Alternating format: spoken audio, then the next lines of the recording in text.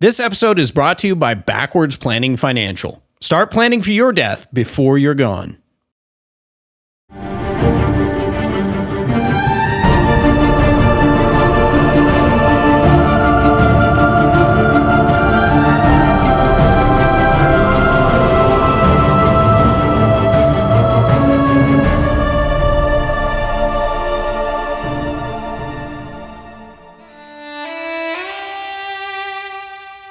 For many centuries, there was one book that was read more frequently than any other save the Bible in Scotland. That work, of course, was a poem called The Wallace, which was a long, romantic biographical poem attributed to a man with the moniker of Blind Harry. The poem commemorates the life of William Wallace, who was born around 1270 AD and died in 1305. Wallace was one of Scotland's greatest national heroes and helped lead a successful military resistance against the English king, Edward I. Blind Harry's poem portrays Wallace as the ideal man, or hero, in the Scottish mind. Courageous, patriotic, chivalrous, and deeply devout. It was this poem and retelling of the life of Wallace that inspired screenwriter Randall Wallace to write his script for the movie Braveheart, which released in 1995, and featured actor Mel Gibson as William Wallace. The movie performed exceptionally well and is a man favorite even decades later. As the film opens, we hear Mel Gibson's voiceover. In the year of our Lord 1314, patriots of Scotland, starving and outnumbered, charged the fields of Bannockburn. They fought like warrior poets. They fought like Scotsmen and won their freedom. It was the phrase warrior poets that inspired our guest in today's episode, John Lovell, to start his media company, the Warrior Poet Society. Since its inception, Warrior Poet Society has expanded on YouTube, created its own clothing line, and even has its own line of Shadow Systems pistols. Beyond all that, John is a Christian homeschooling father who pastors a church, Grace City, Rome, which is located in Rome, Georgia. In this episode of the podcast, we sit down with John to discuss a number of topics: feminism, the need for personal defense training after the assassination of Charlie Kirk, why the church needs to wake up, and why Christians in particular need to stop playing defense and start playing offense in the culture war, and more. The King's Hall podcast exists to make self-ruled men rule well and win the world.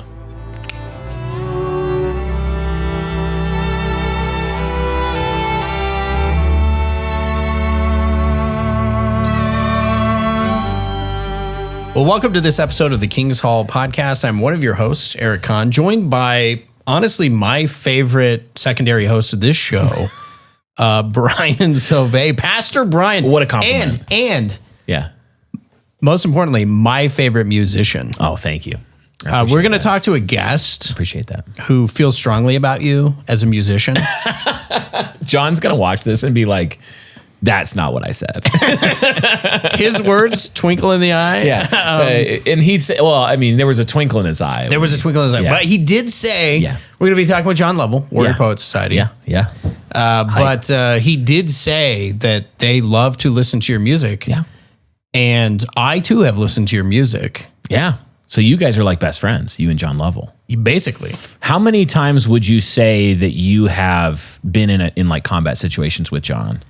In like lifetime? Like probably a lot of spiritual combat. Oh, like praying at the same time. Across the spectrum of spiritual. Like you were at church, he was at church. I feel like this is like a haunted cosmos-y kind of thing. I'm sorry. Like, is there a way that like have you ever seen the show Fringe?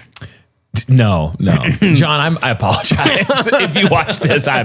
This was unplanned. This was I haven't. It was planned. It's always planned.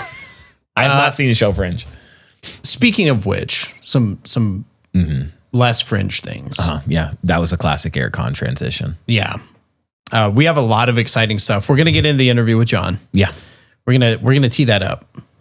But one of my favorite subjects, reviling women. Okay, tell me more about what I'm thinking. Reviling women, white knights. Yeah. Just you've laid enough breadcrumbs that I think I can tell where you're going. I think you know. And where you're going is that everybody who's listening to this episode right now needs to go to newchristendompress.com/revilingwives, link in the comments, and buy many copies of David Edgington's new book. The most loving thing that you could do for your mother-in-law at Christmas We are not liable for this advice. Like, we're not legally responsible. No, but I mean, can you imagine? Like, honey, I got you this for Christmas. It's white knights and reviling wives. And she's like, you shouldn't have. You shouldn't. No, like, you shouldn't have. Well, you have friends. Yeah, like all those that. Yeah, could really use this book. No, it's a good book. It's a good book. So David Edgington, we're excited for that. Also have the Boniface option. Yes. We're expecting to receive those books like early December. Yeah, we should have those books in our warehouse first week of December, shipping well in time for Christmas. Best time to pre-order is now because we're doing a pre-order deal. If you buy both of them together in one order, we're giving you 15% off. You would be losing money and already free shipping. You'd be losing money not to buy them. That's absolutely correct. From how women understand money, shopping, and sales, what you just said is true. That's right. Yeah. Like how much? Oh, I see. We went to Target today. Like how much was the bill? It was only like $200, and it was $297.63. They round differently than we do, and that's fine. We love them.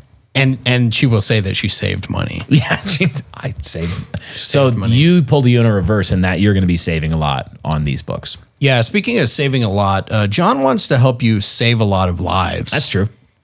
Yeah, by being a protector. Once again, unreal transition. Unreal transition. Yeah, unreal. They work better if they just literally don't make sense. Tate agrees over in the. We have an in-studio audience today. So Martina McBride, Evanescence, and Tate Taylor. I can't. Yeah. Yep. Yeah. I mean, the brutal American himself. The brutal American's here. We're gonna get brutal. You. Yeah, we're getting brutal. We are. And speaking of brutal, it's got to stop. It's got to stop. What is brutal is that transition. One of the things I am excited for is in the interview, John is a great dude. Yeah, he is. He's awesome. I've followed his stuff for a long time. You actually have a warrior poet Shadow Systems pistol. Everyday carry, baby. Everyday carry. We'll have to blur that out on YouTube. I've kind of seen his brand grow over the years, and he was one of those guys where I think, at least for myself, we were rooting for him. Yeah. Because it was cool. He was doing a lot of gun content. Mm-hmm. He's, former like special forces dude. Mm-hmm. So he knows his stuff. Yeah. But he's also talking about, being a Christian father and a protector, and why that's so important. Yep. They've done episodes in the past, him and his wife, on homeschooling. Yep, Christian education. And I say in the interview, but like when I listened to some of those episodes, I was like, he is a really articulate guy. Yeah, the story he tells in the interview, you guys will hear it, about the dinner table fight. Oh, yeah. And the masculine urge to solve the dinner table fight with the kids and how he did it. Some really good stuff there. It's really, I see what you did. That's like a teaser. Yeah. We teased people. We teased it about what's in the episode. That's right. No, it's classic technique. Brilliant. One of the other things I do think that's interesting is this concept of a warrior poet. Anytime you have sort of classical discussions about masculinity, you're going to run into this need for something of like balance and duality, meaning you're not just a guy who shoots a gun or swings an axe or, a sword or whatever it is. But you're also not just a guy who reads books. Right. But this ideal is kind of having both. Yeah.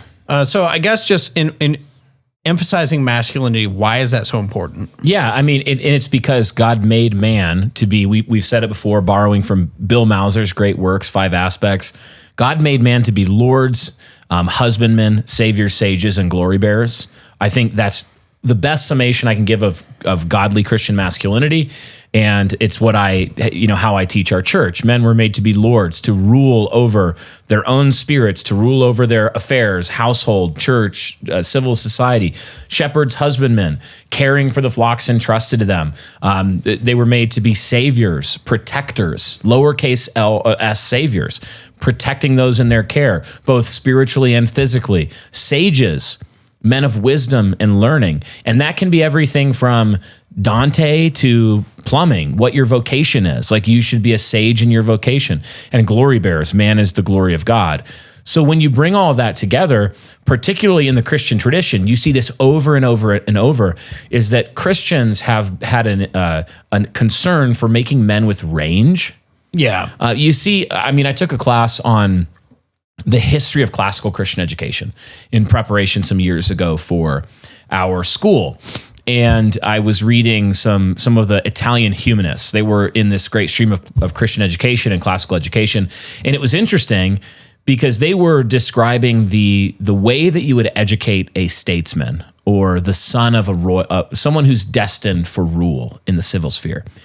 And one of the things that they said was, in the midst of all of this, they must know the great works. They have to be conversant in these matters of theology and ethics and mathematics, and also make sure that they go sometimes and stand in the chest deep in a cold river, and that they wear rough clothing sometimes, and that they know how to go out in the field and suffer and have grit and determination in their character.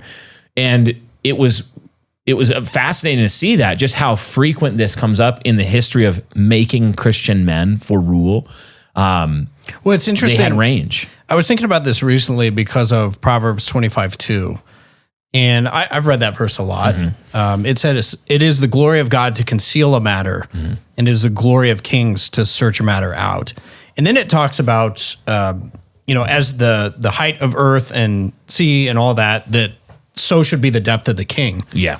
And it's interesting when maybe that's not the first thing you would have thought about with kingship, but the requirement is that he's a deep guy. Yeah. Think about Solomon and all the things that he did and built. Yeah.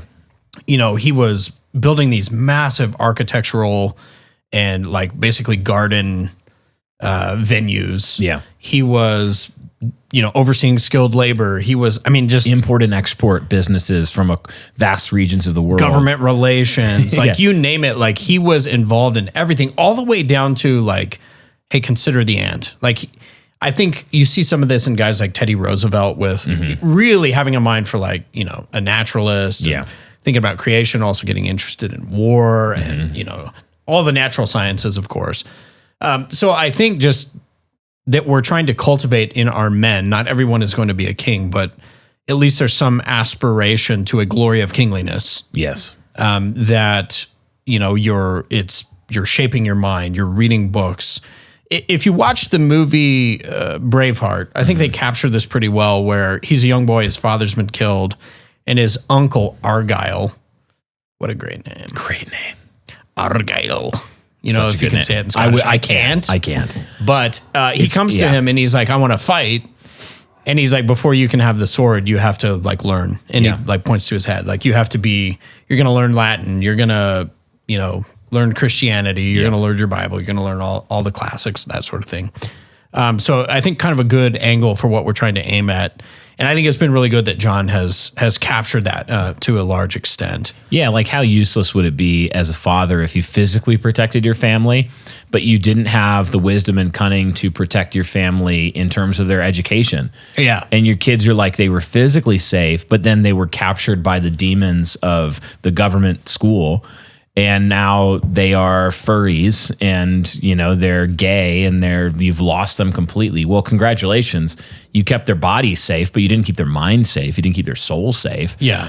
It requires range to be a Christian man. That doesn't mean that every Christian man needs to aspire to be a great theologian or pastor or something like that. Your wisdom might be most potently expressed in some aspect of your vocation that is particular to your field. But all Christian men should aspire to have this kind of, with the gifts God gave me, what are the edges? How far can I push it? Maybe I didn't get a 150 IQ. Very few did. But what can I do with my 105? How far can I push it? Maybe I was not given the best genetics in terms of my athleticism, but how far can I push it? Don't that. That's a Christian attitude and zeal. I think that's what John exemplifies in his content, is just trying to help men to see that they can do it and give them some guidelines. Even just when it comes to the homeschool thing, I love how he talks about it. It's not rocket science. You guys can figure this out. Maybe you're intimidated. You can do it. Yeah. Yeah, no, I think that's really encouraging. So we're going to jump into the interview now with John Lovell. Kind of interesting too. Last thing I'll add is we kind of were, maybe like just following some of his social media. I found out he has another X account that's not Warrior Poet.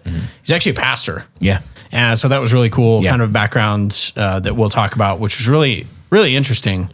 But kind of exemplifying what you're talking about, a guy with a lot of range, doing a lot of really great stuff. And even we study this in St. Brennan's, but just rhetoric.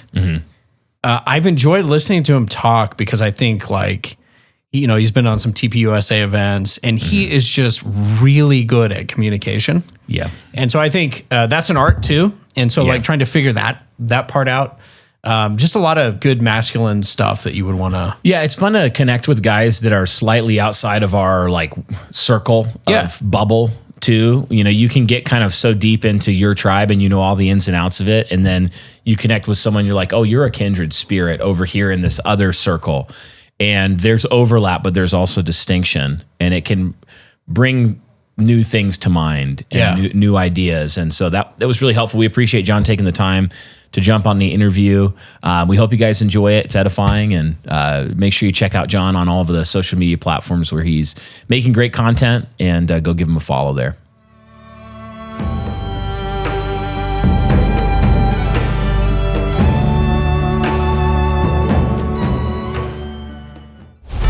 This is Dave. Dave is dead. When he wasn't, he was a successful businessman with a rather large estate. This is Ben. As Dave's son, Ben has just inherited a logistical nightmare. Dave wasn't exactly organized with his estate. Sorting through folders, receipts, and records, a hunting lodge in Montana, a 401k, lots of investments, several bank accounts, and of course, taxes. Ben was overwhelmed. Enter Joe Garcia, Backwards Planning Financial. When Ben called Joe and explained everything, Joe replied, "No problem. That's easy." And somehow it was. With Joe's guidance, Ben was able to put a robust financial plan in place which helped mitigate risk and bring order to the chaos, while building wealth, organizing his estate, easing the tax burdens, and cutting unnecessary costs. He helped Ben do something Dave never did: plan ahead. Starting at the end and working backwards, Ben now has a plan for his own family. Now his kids won't go through what he did when he eventually... Backwards Planning Financial. Start planning for your death before you're gone.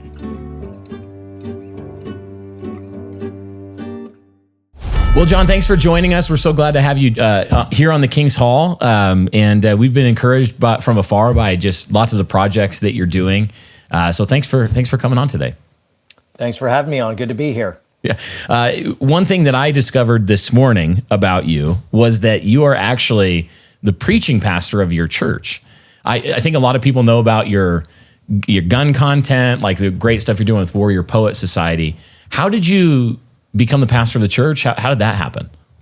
Sure. So we planted Grace City, Rome, our church in Rome, Georgia, 2 years ago, a little over 2 years ago. And it was just me, my wife, and my two kids. And we really needed a home church. Nothing in the area seemed to fit. And so we decided to plant. And so we went down into the park in downtown Rome, Georgia. I opened up my Bible. I was going to handle the ministry of the word. My wife was on children's. She was running the children's department. My oldest son was leading worship, and my youngest son was on security. And so the four of us planted the church there in downtown Rome in the park. So that was pretty cool. But a lot of folks know me as the gun guy.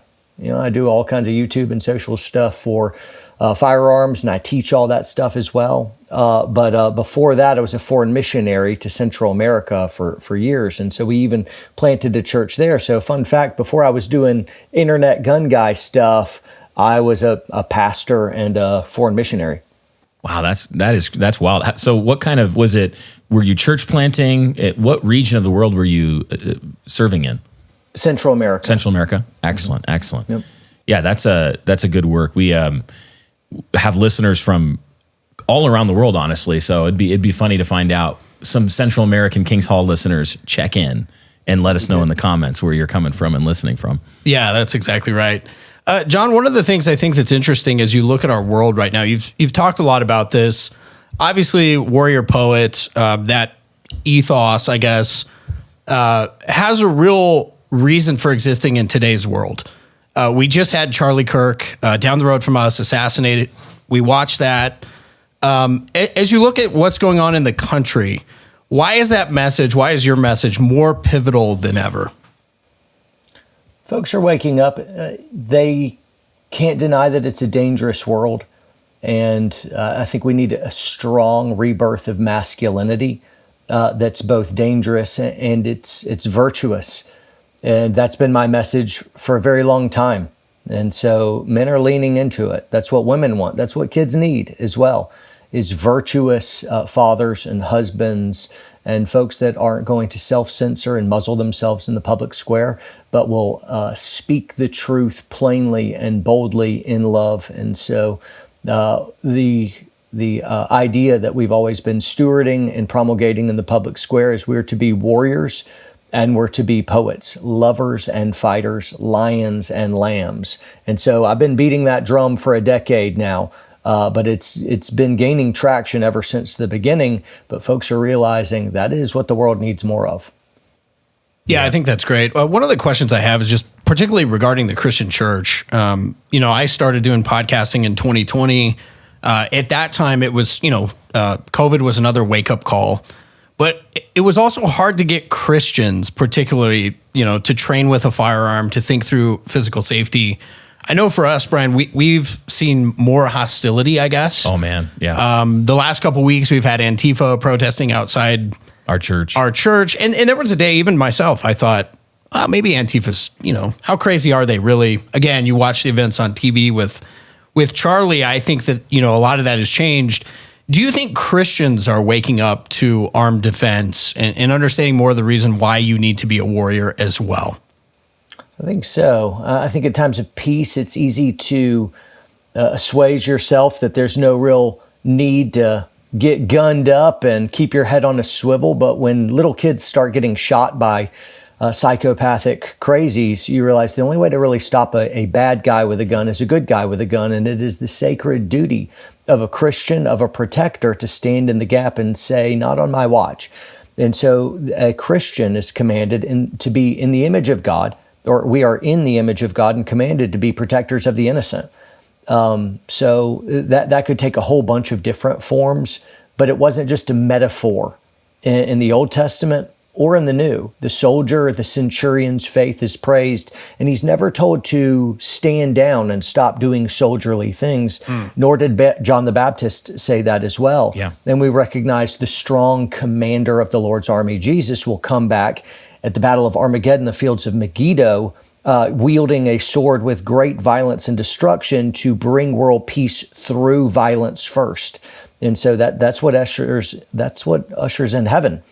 And so we recognize that in order to protect those who are innocent, in love, we're ready to stand in the gap and be protectors. Yeah, we've talked a lot in the King's Hall about this illusion that you can sometimes, it can grow in a society when people forget that the way that you have order instead of chaos, the way that you have a garden instead of a wilderness, the way that you have space for women and children to grow and flourish and, great works of culture to be created, are when men are able and capable of doing violence. They go, whether it's in the dominion-taking work of bringing wilderness into gardens and order into chaos, or defending from enemies as the gospel goes forward and orderly societies are created.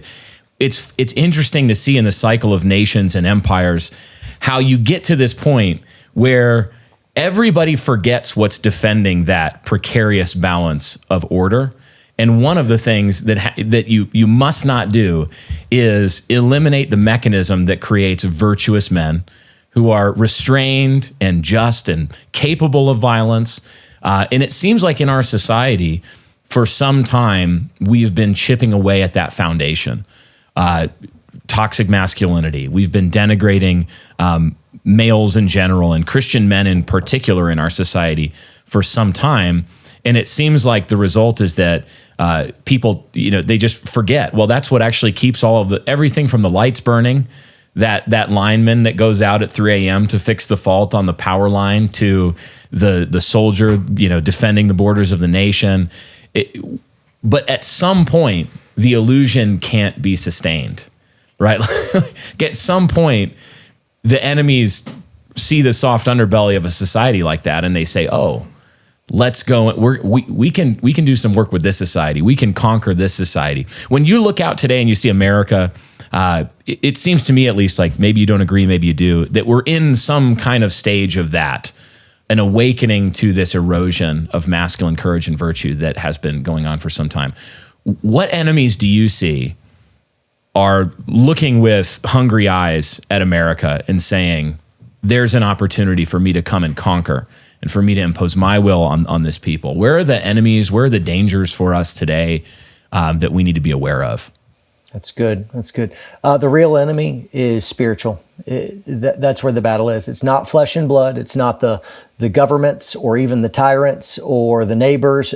Sure, those are tools wielded by the real enemy, but really they're enslaved, they are deceived, they're captives. And while really, truly an advancing tyrannical army, you could look and be like, that's my enemy. I'm like, well, really, there's an enemy behind that. Mm-hmm. They're hostages. They're held captive by a pernicious ideology and satanic strongholds. And so first and foremost, before I point to any of my brethren here on earth and say, that's my enemy, I recognize, no, the real enemy is not it's not flesh and blood. It's purely demonic. And so I first and foremost, I suppose I would lead with that. Yeah.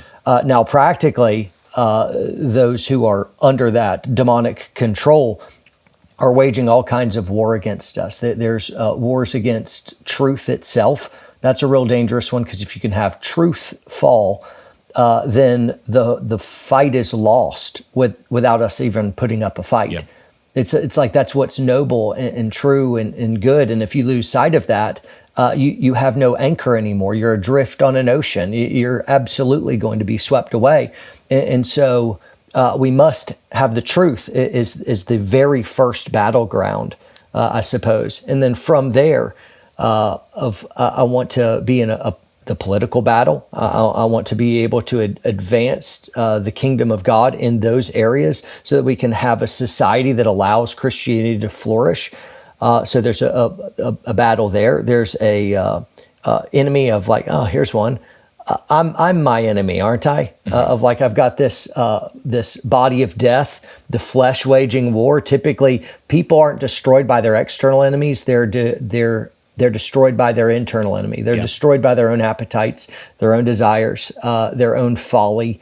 And so I also recognize I am constantly carrying with me a harbinger of death, and that is myself. That is the man of flesh. There's also physical enemies out there, people who absolutely want to physically kill you. And that's true all the more. And so whether that's domestic terrorist or terrorist abroad, lovers of people should stand ready and say, not on my watch. Mm-hmm. Yeah, it's so easy to miss that foundational. We don't wrestle against flesh and blood. We wrestle against powers and principalities in the heavenly places. It explains so much of the world that we see today once you understand that. I think we've talked about it a lot on another podcast we do called Haunted Cosmos, that people are abandoning materialism as a worldview and the idea that there's only stuff and nothing spiritual. There's, no God, no angels, no demons. And one of the reasons is just the explanatory power of that worldview is so poor. When you start looking at what real people are doing, and you say, how could a person do something like that? How could something like the transgender movement take deep root in a society where people are physically mutilating themselves in service of craven sexual appetites? And even this idea that we're gonna do that to children as a society, and we're gonna say, let's give a cocktail of hormone blockers to a 12-year-old, and give them a massive elective surgery to remove working parts of their body. It's just one example there. I do think people are waking up to the spiritual reality, interestingly, through this, just how obvious the demons have almost made it recently. They've kind of come out of the shadows and just been like, yep, we're waving our demon flag, because there's no reason, there's no it's just pure darkness. Sure. It's new days and old demons, Yeah. as a popular book title says. And that's absolutely right, of carving up kids and sacrificing to Asher or Moloch, our most innocent children. That is as old as paganism itself. Yeah. And so, we have different arguments to justify the depravity, but the end result always ends up being the same: of demons love to destroy us. They love to kill us. Yeah. They love to take what's true and honorable and flip it upside down. They love to convince people that what is good and righteous is actually twisted and evil. Yeah. Yeah, and I think with that, John, part of the problem, and I've heard you speak about this, I think on the conservative Christian side, a lot of times we're known as sort of the silent majority. And so knowing that all this spiritual warfare is going on, knowing that there's things that we need to speak truth to, I wonder if you would just walk me through why it's important for Christians to go on offense with the truth, not simply to retreat and, let these demons run through the culture, but say like, no, we're actually going to bring the truth and we're going to go speak directly to that in the public sphere. Passivity is not a Christian virtue. Amen. Neither is just being a nice guy, a beta, sitting back, going with the flow, don't rock the boat. You don't find any good godly men in the Hebrews 11 Hall of Fame in Scripture. You don't see any of the great men doing mighty works in the name of the Lord, passively going with. That's the sin of Adam. Adam, who sat by, abdicated his role in leading his wife Eve, and it's his passivity that ended up resulting in the fall. He could have stepped in, he could have spoke, he could have done something, but instead it was passivity that led to our fall, and it's passivity that will lead us to keep falling. It's passivity that will lead to our ultimate downfall, and it's instead the virtuous, active kind of faith. Jesus, who didn't sit by when we were dead in our sins, instead, he set aside heaven, stripped himself of his armor, stuck his sword on the ground, and came to earth on a hostage rescue mission to save us. It wasn't a passive thing at all. It was active. It's, I am my brother's keeper. I will go out of my way to advance the kingdom of Christ. Yeah, and a big part of that too, I think, is, we've been talking about this here at Refuge, right? As men, we go in the public sphere, we speak truth. Yeah. But you also need a certain kind of wife behind you, right? She's sort of got to be the mother of Sparta, right? Saying like, no, come back with your shield or on it. What are some ways, like, as you've dealt with this, how do you and your wife talk through that? Obviously, she's a courageous lady too. You've got to have somebody in that fight who's saying, no, yeah, I want you to do this. I want you to do it for our boys. I want you to do it for our family, because there's a real cost there as well. That's a good question. Let me just kind of work this out. It's true that my wife is strong and she's courageous, in that old Spartan quote or adage there of, hey, come back with your shield, come back victorious in battle, or die in the pursuit. Come back with your shield or come back on it. And I do like that. However, though that's absolutely true, and that is my wife, that's not just my wife. And actually what I need from her isn't to challenge me to heroic masculinity in the public square. I don't really struggle in that area. I'm doing fine in that area. Personally, me, John Lovell, when I come home, I just want a house that's peaceful, where I've got, I've come in, I got dragon blood all over me. I've been warring and contending. I've been gathering resources. I've been waging war. I come back in my home and I'm greeted by a family that adores me. Everything stops when I walk through the door and everyone hugs me, and I put down my stuff, and then I come back to them in 15, 20 minutes once I've kind of mentally shifted, and then I'm just daddy and husband. And it's a peaceful house, and we're reading books together, and we're laughing, and it's peaceful, and it's a glorious refuge, and that is my home. I want to be at my home all the time. I love my home. And so that's a place where I can really recharge, and my wife cultivates that. And so more than stirring me up for acts of war, that's something that she should do, is encourage me forward. Most of it, though, is just giving me peace and refreshing me. Mm-hmm. I need somebody in my corner, of healing me in ways that no one else can. Yeah, it's so true that we don't need women to be cut rate men. Like God actually made our wives to be our helpers, encouragers. And I do think women, sometimes, like my wife and I, we talk about this all the time. On Sundays, I'm useless to the family. I'm gone preaching, leading the liturgy, all of those things. And she's got our 7 kids in the pew, and I'm looking out, and I tell her all the time, even though she knows it, I remind her all the time, any fruit in the ministry of your husband is fruit to your account. Because if we're not working as a team, if my household isn't in order and we can't come home and have that refuge and oasis of peace, and she's being a worker at home and all the things Titus 2 talks about, doing all that is what enables me to be able to, with single-minded focus when I step out the door, go and fight whatever battles the Lord puts in front of me. But every single one of them, it's fruit to her account as well. It is kind of funny the number of times I've come home and, one of my sons would be like, do you see what, Dad's getting in on Twitter, or, did you see the protesters in front of the church? And actually the refreshing thing is my wife will be like, no, I must have missed that. Well, anyway, dinner's on, and we're going to do family worship now together, and it's great. And it's, we're singing and there's joy. John, one of the things that you've talked about too is, and this is very much tied in, but feminism. So you've got 2 boys. It matters for them. It matters for your future generations. But what's the problem with feminism? I've heard you describe it as a disgusting, satanic lie, to which I say amen. But tell us what you really think. Tell us what you really think about feminism. Why is it so destructive? Mount Athos Performance is a family-owned fitness brand that gives you the tools you need to cultivate a lifestyle of health and fitness. Bro, you know I'm doing an ad right now, right? Oh, yeah. No, you're doing great, man. Keep it up. But can you stop shaking the bottle just for a minute? Oh, wait. You want me to stop shaking my Mount Athos Performance shaker bottle filled with Mount Athos Performance protein? Yes, that would be great. Oh, okay. Yeah, sure. Well, as I was saying, Mount Athos sources their goat whey from their family-owned farm so they can create a product that's not full of crazy chemicals or additives. Oh, yeah, dude. You can tell this is the good stuff. I'm drinking this goat so that I can get goated. Oh, yeah.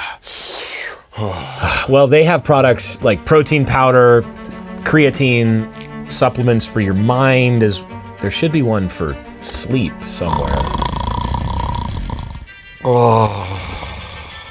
Head to athosperform.com and use code NCP20 for 20% off your order today.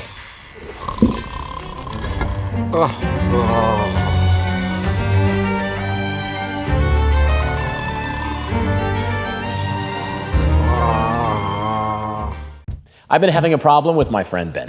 That's raw Ben nationalist to you. I'm sorry, my friend Raw Ben Nationalist. See, he doesn't trust those big box soap companies with all their nasty chemicals. That's right. Gotta keep my T levels high. Right, which has led him to do things like not shower for days at a time. But luckily, I just got some of that new Indigo Sundry soap. Ew, keep that away from me. No, Ben, this soap is different. It's made from all natural ingredients and none of that nasty, harmful stuff. And so now my friend Raw Ben Nationalist here. That's Mr. Sir Reginald Ben Esquire III. Thank you very much. So now Mr. Whatever his name is can shower in confidence. And so can you if you head to indigosundrysoap.com and pick yours up today. And hey, if you subscribe to any of their bundles or soaps, you get an automatic 10% off all your orders. Delightful. Okay. It will leave you absolutely miserable. You're going to be competing with men and secretly despising men. Yet your heart is going to desperately want to partner with a man. And when you're about 34 and you've been a boss babe for long enough, all of a sudden you'll realize you really just want a husband who adores you and a house full of children. And then you find some kind of dope, safe, passive beta male. You pop out a few children and you try to carve him into your image.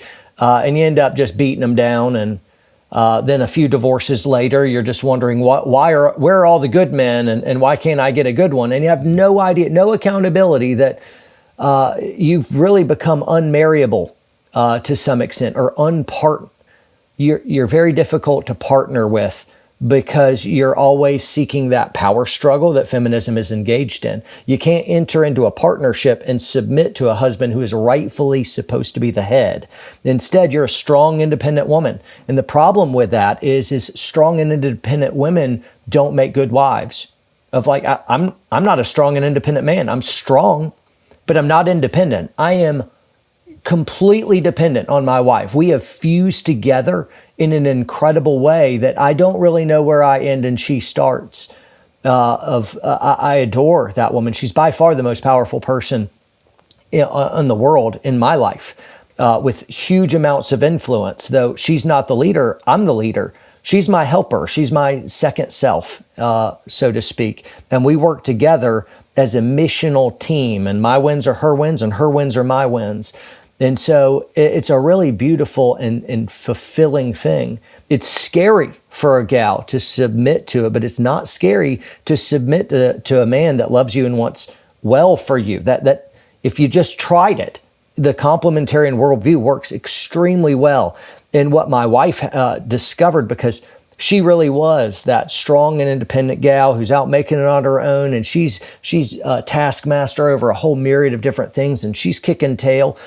We had some real struggles because we aspired to build a biblical marriage, and we didn't have any real good examples of what that looked like. And so we had to kind of construct that over time. And it was a scary and very difficult first couple years. And in year 3, we kind of hit a stride and had some breakthroughs. But she had to choose to submit to me, and I had to learn what sacrificial leadership looked like.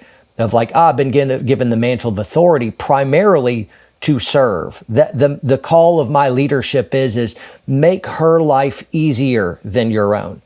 Men, you've been given strength because you're meant to carry a heavier burden than your wife. Her life should be easier than yours. I'm going to carry all my stuff, and then I'm going to carry some of her stuff too. Not because I have to, but because I want to. And so the lie of feminism makes this not an absurdity. It makes it something that gals would scoff at, recoil at, not realizing that if they leaned into it, they could find a happily ever after. They're actually built for what I'm saying. They're just terrified of it, and they've been poisoned against it. Yeah. And it is like we tell and encourage the women at Refuge Church, encourage, my wife all the time, my daughters.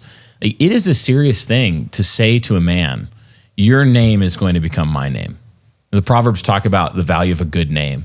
And that's what I want my sons to think. Be the kind of man that it would be such a gift to be able to give your name to a woman, but understand that for her, the fear is real. She's hitching her wagon to yours. She's saying, where you go, I'll go. She's saying, I'll submit to you. I'm going to respect you. I'm going to believe that you're going to continue to be a respectable man all the days of your life, that you're going to do me good. Like, that's a very, very serious thing, weighty thing that you are asking of a woman, or that you are looking for in a woman.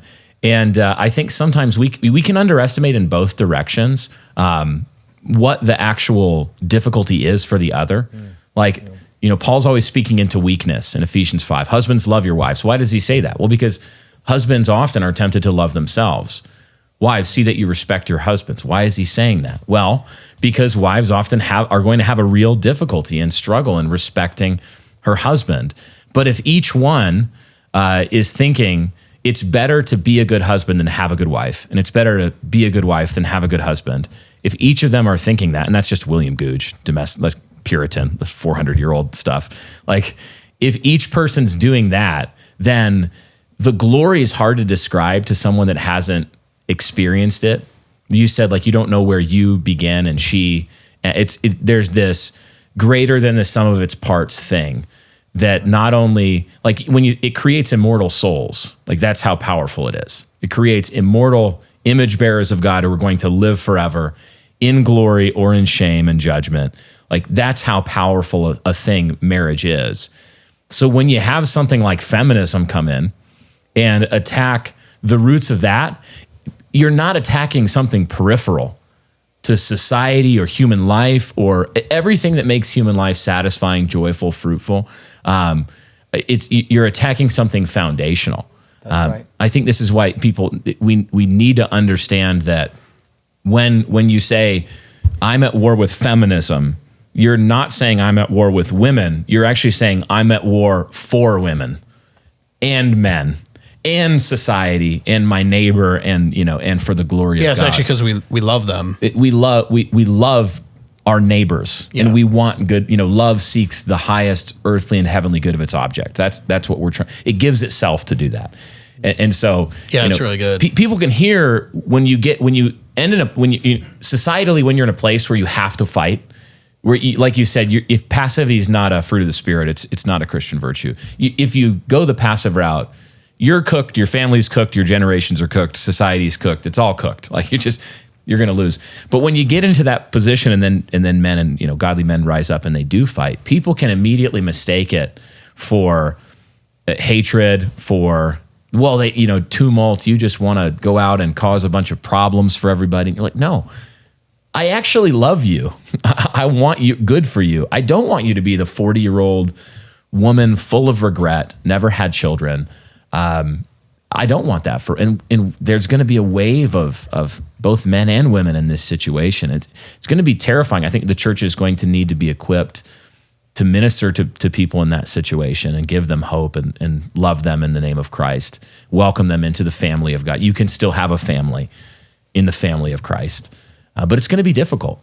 Yeah, no, I think that's true. John, one of the things I want to ask you related to that, you guys have talked a lot about this. We were talking offline, just that in my experience, a lot of the people in the gun industry kind of found your content years ago. And I was like, wow, this is really cool. Obviously knows how to handle himself at the range and with firearms is really informative. And then I remember watching a video of yours with your wife on Christian homeschooling. And I was thinking, this is one of the most coherent, well put arguments for homeschooling that I've heard. And it's not from somebody whom I expected at that time to be talking about that. So I guess just for you, just give me the rundown, why homeschooling? I think this is tied to wanting to see your worldview shaped in your offspring, not wanting to see them indoctrinated by the left, sending them to a place where the left is going to indoctrinate them or their teacher is pushing LGBT, whatever. It's been a big thing for your household. Just tell me why homeschooling for you guys? Sure. So warrior poet, that's a pretty broad category. A lot of people would like to just pigeonhole me in the warrior stuff. And they say, hey, stick to gun videos. And I'm like, poet? I mean, no, I've never just stuck to gun videos. It's a buffet, bro. Eat what you like. Here's what I'm serving up. You don't have to click on a homeschool video, but I'm going to talk about it because warrior poet. I would rather convert somebody to homeschooling than I would, let me say it. I'd rather convert someone to homeschooling than to firearms. And that's very surprising for some people. I'm like, wait, you're more passionate about homeschooling than guns? Absolutely. Yeah. Guns are a means to an end. I want to be able to protect people because I really love people. But the subject there, the focus there, the direct object there, it's the people. I love people, and guns are a means to be able to protect people. I use a gun to protect my son, but I love my son more than the gun. The gun's just a means to an end. And so I believe homeschooling should be our kind of default setting. It has been for the entirety of human civilization, that children would learn life skills and be initiated into masculinity or femininity by their parents. Now, also under the shadow of the steeple in the church, we can bring families together, share resources, and now we have kind of a co-op of sorts that's all done through the church. And so the church has always been educating our youth. And then we come together in different families and maybe we have our own co-op. But the idea of a government school system, a public education, that's really the new kid on the block for all of human history. And it is failing massively. Yet, because that's what we know and what our parents knew, it becomes really a default setting, and it shouldn't be. Our real default setting should be parents teach the kids. And it's not so difficult. We don't need to drag out all the experts. It's just too difficult to teach kids what you know. As a man right now, whoever's listening, as a man, you're using all the stuff you need as a man. Teach them that. It's like, but I don't know Algebra 2. I'm like, yeah, you were never going to use Algebra 2. It's just a colossal waste of time most of the time. Now, everyone runs to the outlier of like, well, I met somebody who knew a person who died once who used Algebra 2 once. And I'm like, right, well, great. Okay, well then there's the outlier for the rest of humanity. We're not actually using calculus. Never. And so the difficulty is I call bullcrap on most of the government school system, not just in the time wasting that's happening, not just in the horrible depravity that's being circulated amongst peers, not just in that we're removing generational knowledge shares from older kids and younger kids and parents as well. And instead they're with a teacher who's got the, bull nose ring and pink hair and unique pronouns and wants to talk to our kids about sexuality when they're 6 years old. Of like, all this is so upside down twisted. Yeah. And yet folks, when I mention of like, hey, maybe we should educate our own kids, of like, I could just, if they were just around you, they'd learn all the stuff and they could take over what you're doing one day or join in. And so it's not such an incredible fight. And homeschooling is so much easier than people think. It's really inspire a love of learning and protect it. Don't let the love of learning die. Help them love books and then put the right titles under their nose. And if you just did that, you can go ahead and take a few victory laps around your house. You won. Yep. Everything else is just added bonus. I need them to know some logic and some rhetoric and sales and how do taxes work and how does insurance work and here's how finance works, of like all that stuff, all the good stuff. But if you could just get them to love reading and put the right books under their nose, man, that right there is great. But the very first thing government school system does is it kills everyone's love of learning, particularly the boys. Yep. Most kids graduate high school having never actually read a book. They pretended to. They got the AI answers and the Cliff Notes, and they skimmed it, and they kind of bullcrap their way through whatever. But they're not reading. They hate reading. At one point, most folks that are listening right now, most people who are listening right now are readers. But if this was a little bit less nuanced of a channel and it was more just open to the public, I could say to the general public, there was a time when you were a kid, you liked reading. Do you remember it? It was great illustrated classics and Hardy Boys and stuff like that. And then you stopped reading and then you never really started again, right? What happened? Well, the government school system happened, which immediately crushed your love of learning. And it's terrible stuff. I love our kids and I want real education, not schooling. I want education, which is something altogether different. Might include schooling or it might not, but education is critical. Yeah, man. My son last night, he tried to get out of helping rake the leaves in the yard because he said, I need to read book 7 of Plato for Headmaster Loves. I mean, that's sneaky. And I said, that was a good try, bud. That was a really good try. It's not, you're still going to rake the leaves and then you're going to read Plato. Yeah. And what's Plato talk about being a good citizen? Yeah, means raking leaves, bud. Exactly. So how about he was working? Here's your problem, son. I read that too. Plato wants you to rake leaves when your dad says, oh, okay, Dad. That's so funny. St. Brennan's kids we have a church school at St. Brennan's. It's like 4 day a week. We split into boys and girls school in secondary, 7th grade and up. And it's just so funny to walk through and just listen to the conversations that literally, I think 9-year-olds are having. I mean, they're talking about the great questions of history. They're talking, when we were reading this book, what did you think about the ethical dilemma of it? Like, you're 9. But if you don't crush it, if you give them great books and you give them, just a love of learning, then you find out that human beings, it turns out they were made by God to be interested in the world that he made, interested in the great questions, interested in what is good, true, and beautiful. And also, a lot of what you said, I almost want to unpack that a little bit more. I love that when you talk about education, you're not just talking about a couple of, some curricula of math, science, but also, hey, let's talk about doing your taxes. Let's talk about masculine and feminine arts. We have a program, a Titus 2 program where the boys, what are they doing next week? They're pheasant hunting? Yeah, they're going pheasant hunting. We've done elk hunting. They've done long range shooting. We've done, pistol car craft. maintenance, We have a guy who was an A-10 pilot who teaches that. And he was like, well, if you want me to teach them, they need to be men. I'm going to teach them what I know. Next thing we know, they're out elk hunting in the high Uintas. He got a flat tire and he was like, everybody, parking lot, we're changing a tire. Yeah, that's Titus 2 today. It's so important that we actually do that. But people, for some reason, we've allowed ourselves to be convinced as a society that there's this body of knowledge that we can cordon off called education. And most of it is useless and boring. And then there's like all the stuff that's not education, and it's super useful and interesting, and it's what the boys want to do, and it's what the girls want to do. It's like, why did we do this? This doesn't help anybody. Just get them with dad, get them with men, get them with godly women. And they're all different. They're going to express interest in lots of different directions and go and become themselves.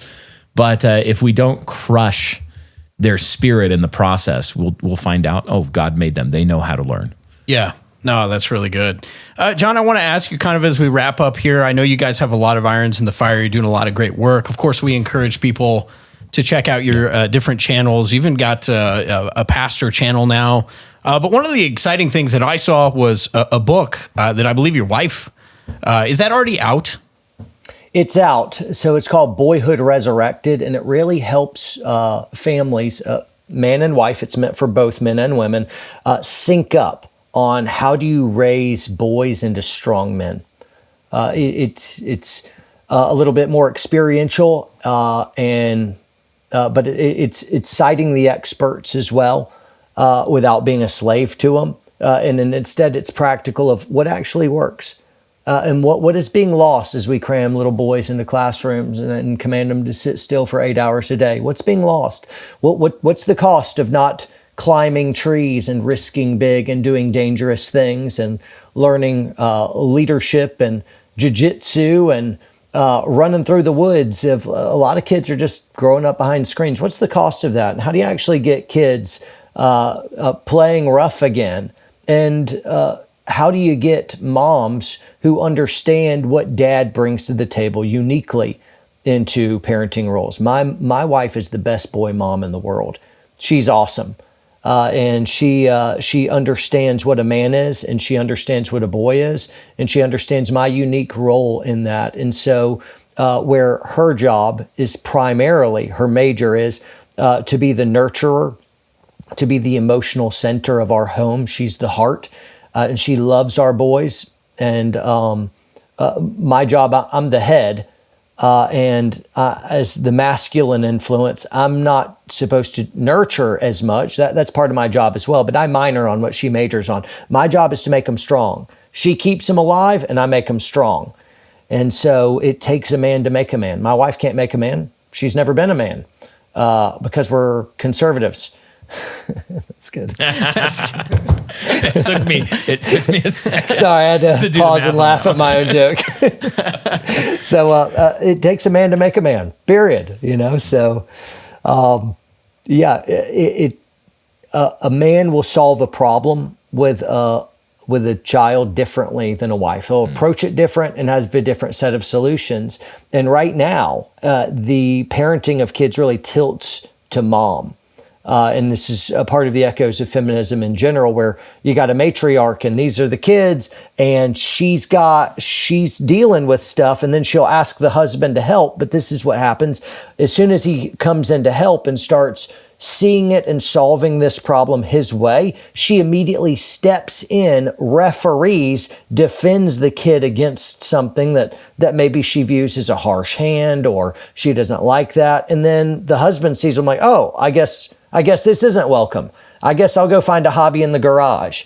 And she welcomes him into parenting the kid, but then immediately cuts him off at the pass. This happens all the time. Yep. And what happens is mom will nag dad into, why don't you care? Why don't you participate? And she doesn't realize, because whenever he starts to, she cuts him off and interferes. Yep. And so my wife had to learn, one, she was doing that early on.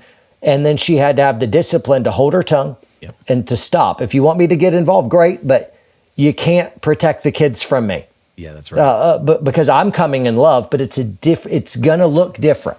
Yeah. Watch, suspend judgment and see what happens, because of kids won't eat their food. This is a good example. She talks about this in her book, Boyhood Resurrected. Kids won't eat their food.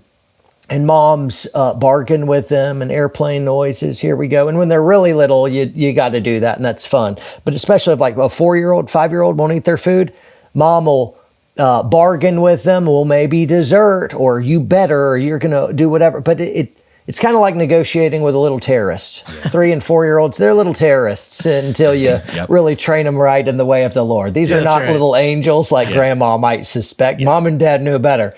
And so for the longest, for quite a while, I watched my wife do this. I'd try to interject, and she protect kids from us. This is when they were really little guys. This is a long time ago. We've grown a lot since then. And finally, in frustration, she's like, would you help? I'm like, I will solve this problem forever tonight if you will promise to not interfere. And she's like, what are you going to do? I'm like, that is none of your business. I love my children. I love my kids. Yeah. We're on the same team here, but you won't like how I solve it, but I will solve this tonight. Mm-hmm. And so she gave me the keys there. That means she's not going to nag. She's not going to get in between us. And I said, Bud, you got 5 minutes or I gave him a certain time period. I don't remember what it was. 2 minutes to eat your dinner as fast as you can. I want you to look like a human wood chipper. And he doesn't do it. And I'm like, all right, great, go to bed. It's like, what? His eyes got real big, looks at mom. Mom can't help, shrugs. I'm like, okay, go to bed. And it's like, the sun is still up, you know? Uh-huh. You can't, what do you mean go to bed? I'm like, no, you will get in pajamas and you will go to bed. I will not see you again, but I'm hungry. Sorry. And my wife's like, he's hungry. Nope, you promised. So I'm like, and here, listen to this, bud. Tomorrow morning when you wake up, you're looking at your breakfast right now. It will be this dinner, and you don't have to eat it. But if you don't, this will also be tomorrow's lunch and tomorrow's dinner. You will never eat again until it is this meal. This will be your meal. You will eat this. And I'm not going to make you do it. But when you want food again, this is where you'll find it. And I sent him to bed. And he cried and he wailed. And you come up, I'm like, hey, bud, you can cry, but I don't want to hear it. Cry your eyes out, but you're not wailing. I'll come spank you if you do. And so quiet tears. Later, that very evening, I went up to his room, check on him, and he's hungry and he wants to eat the food. And so I brought up his dinner, cold, and with a big smile on his face and tears coming down his eyes, he happily ate his dinner while he was in his bed. And it was a really big moment, but that was it. That we were done. Men approach these problems differently. We solve the problems differently. And what she just wasn't able to solve, it was very intuitive for me. That doesn't mean men know best, but it does mean women don't always know best. And it turns out the best way to raise a child healthy, so that you don't raise them up like little beta entitled Napoleons, and you don't raise them up completely harsh tyrants that can't love a family. Mom gets her way sometimes, dad gets his way sometimes, but in the tension of what we both think is best, a child flourishes. That's really good. That's really good. Problem solved. You will never, look me in the eye, son. You will never eat again until you eat this meal. It's tough love, and frankly, kids need it. They revel in that discipline. Our kids, we live on a farm, and our kids have to do chores. And this kind of stuff is all over Boyhood Resurrected, my wife's new book. It's all over the book. But one example is, all right, we're going to give them chores. Boys, your job is to take care of these chickens. And if you don't take care of the chickens, they will die, and it will be your fault. You'll bury them. But you must take care of the chickens. This is your job. And they're little guys too. The boys are smaller. They're going down to close the chicken coop. And my youngest then he's like 8 years old, and it's kind of like 100-yard walk in the dark. And he's like, Daddy, will you come? I'm like, not tonight, bud. You're doing this one on your own. But I'll give you night vision.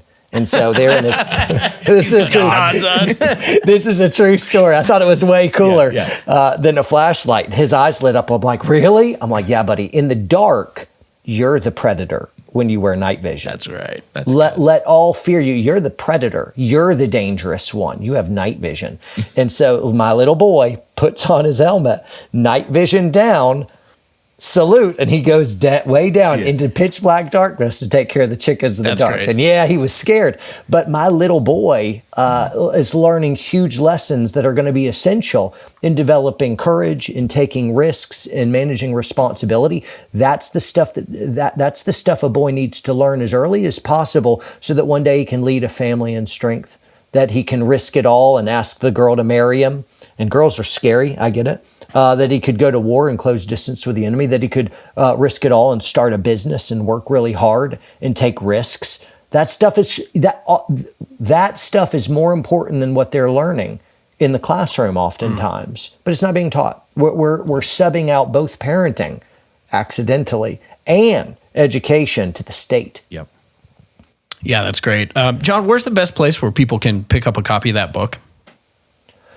You can go to boyhoodresurrected.com or RebeccaLovell.com. And your folks will know Rebecca in Genesis, spelled K-A-H, RebeccaLovell.com. Either one will get you there, but that's how you spell the name, like in Genesis. Awesome. Where's the best place for people to follow you, see what you're up to with Warrior Poet Society and everything else you're up to?